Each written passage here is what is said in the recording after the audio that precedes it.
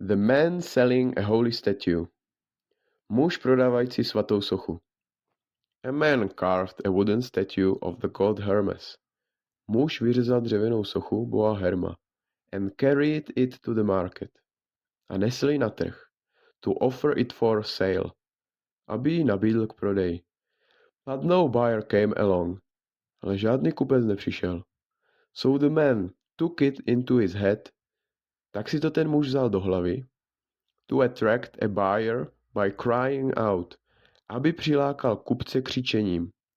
That he was selling a god. Že prodával boha. Who would provide, který mu poskytl, both goods and profits, jak zboží, tak zisky.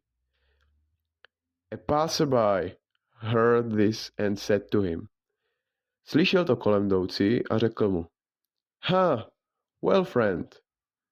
Dobře příteli.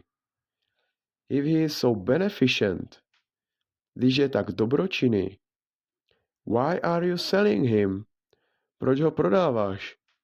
Instead of making use of his help yourself.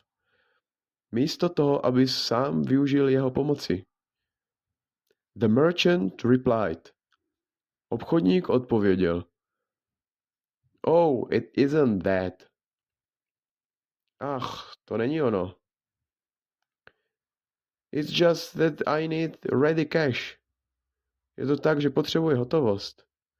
And the God is never in hurry. A Bůh nikdy nespěchá to render his services. S poskytnutím svých služeb.